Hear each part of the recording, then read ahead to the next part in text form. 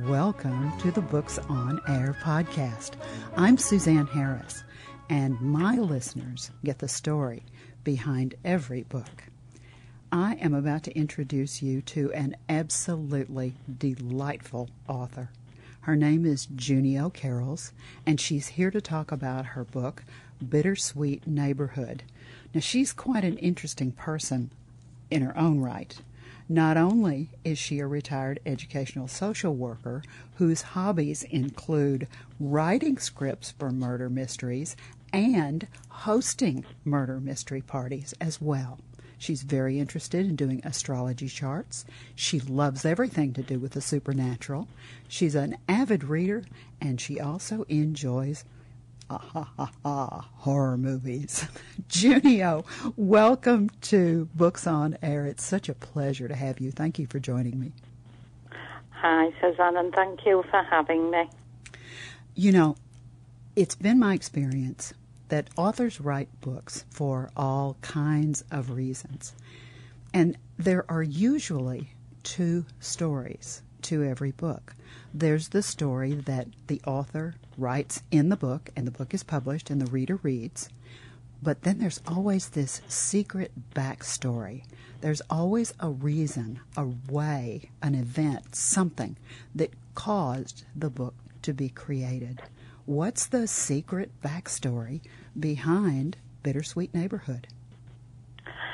Well, it's there's two reasons, really. I don't know if you've heard of a series called Schitt's Creek. It's a Canadian series, and I watched every one and I thought, I could write that about the people that I live around, and just people who are characters in their own right.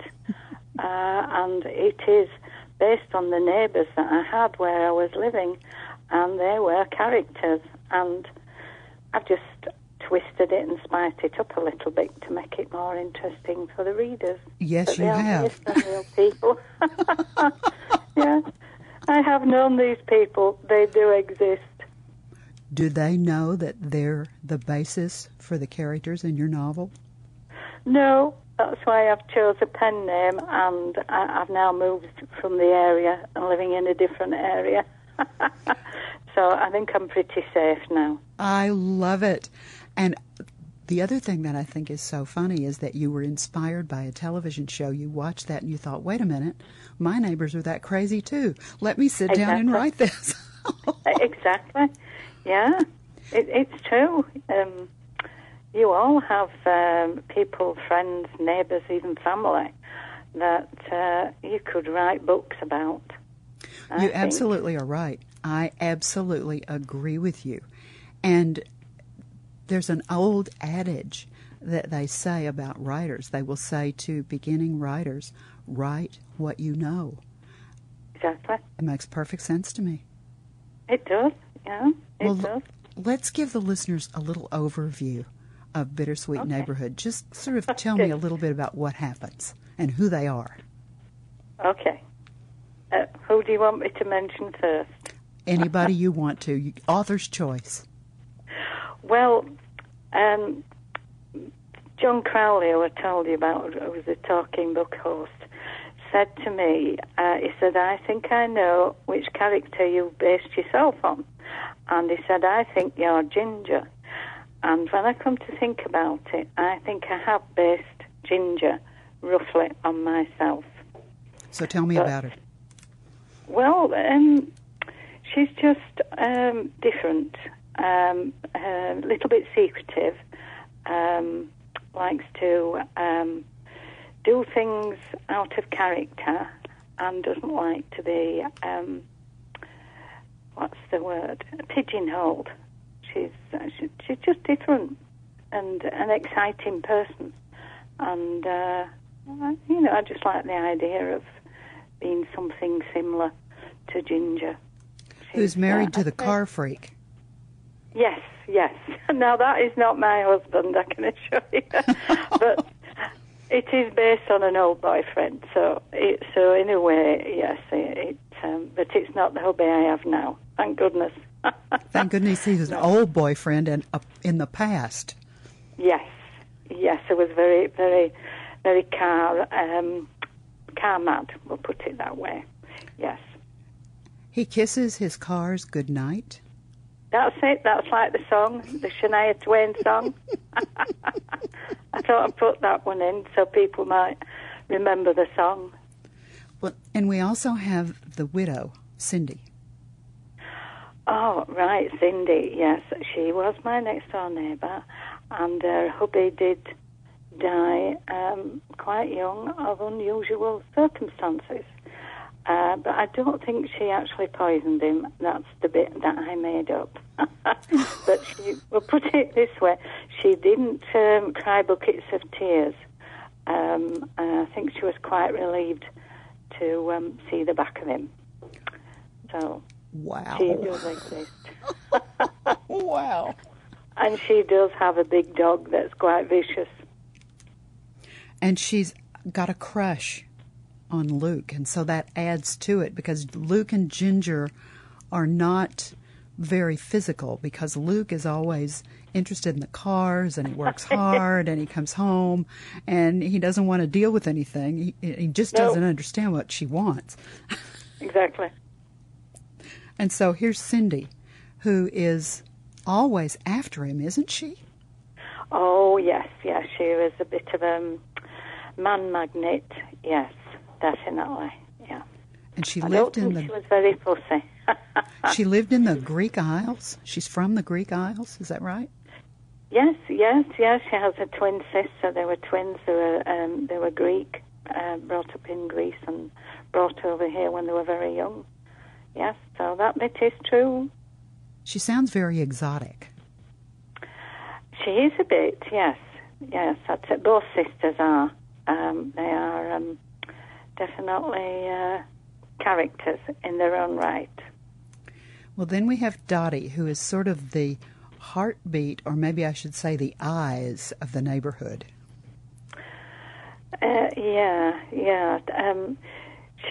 is based on an elderly lady that she was the neighbourhood watch, to put it politely. Twitchy curtains and knew what everybody was doing, and if you know what I mean. You all have a neighbour like that, I'm sure. Oh, yes. So, yes, she does exist as well. Oh, yes. I tried to soften her up a little bit, make her a little bit nicer than she was.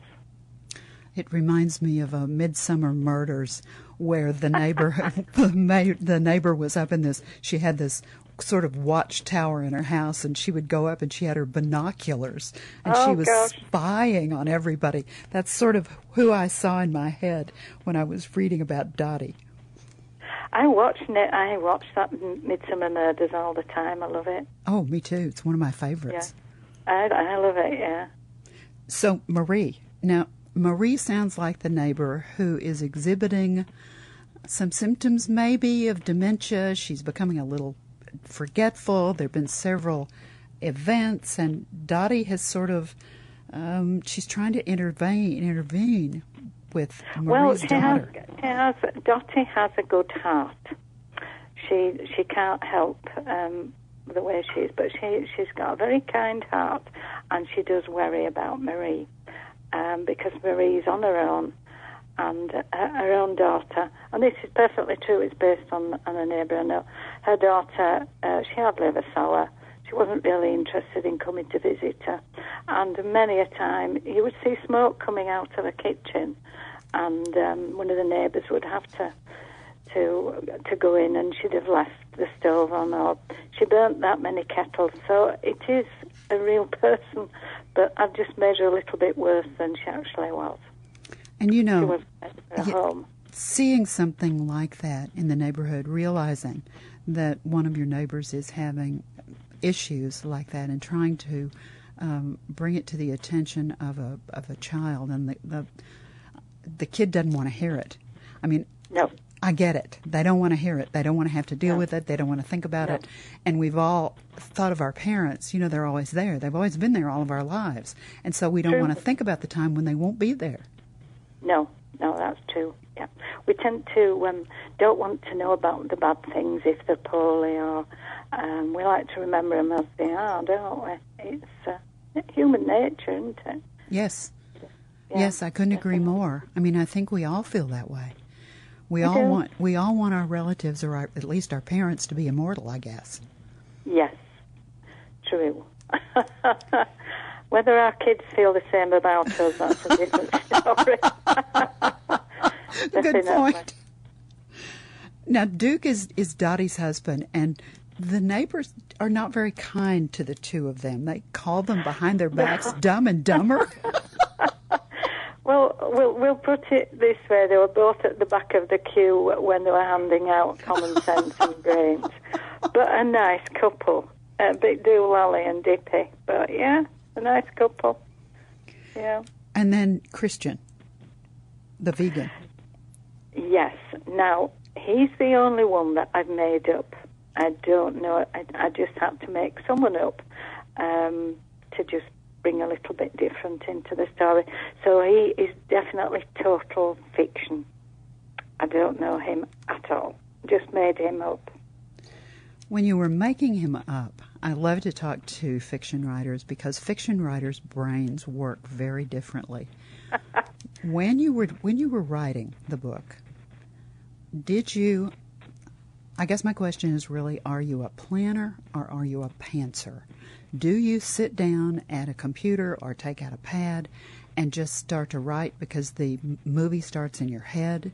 Or are you the kind of writer that sits down and you outline everything before you start? No, I'm a pad and pen person, and I just sit there and whatever comes out, I write it down. I just knew you were a pad and pen person. I just knew that. I told you I'm a technophobe. But you know, there's something different that happens, I've always thought, with a pad and a pen and actually writing while your brain is working on this and you're sitting there and the information, the plot, the characters, everything is flowing out of your pen as you're sitting there writing it down while it's going on through your head. I think that's a very different process than sitting down at a computer and typing. It's more exciting, isn't it, I think? Being a pad and pencil person myself, I would agree with you.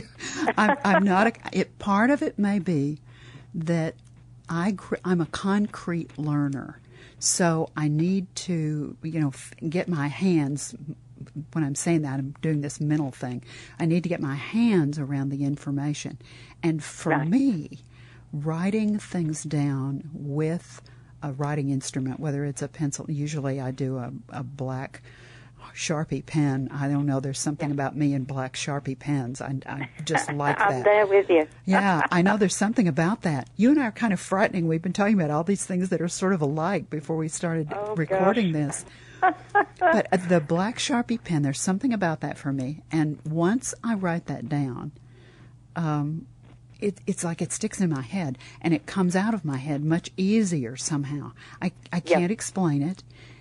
But I've done the fictional character creation myself, and I know that it's different when you start talking about being a fiction writer and creating characters. They are somebody that you have made up, but you see them as if you were sitting next to them in the tea shop or in Starbucks or whatever. They have a face. They become real to you, don't they? Yes, they do. And I think for someone who does not write and who has never had that kind of creative experience, it sounds like we're both a bag of nuts. I mean, it really does, doesn't it? Probably. They might be right, might they? They might be right. That may be exactly right. So how did Christian come into your head? Did he just come full blown and you saw him, or did he come in bits, or how did he come into your head? Well, through my job, I've had an awful lot of experience with judges, barristers, solicitors, and I must say I've never come across one that's been totally honest or nice. I'm sorry if any barristers or solicitors are listening, but to me, they're only in it for one thing, and that's the money. There might be some genuine ones, but I've struggled to find one.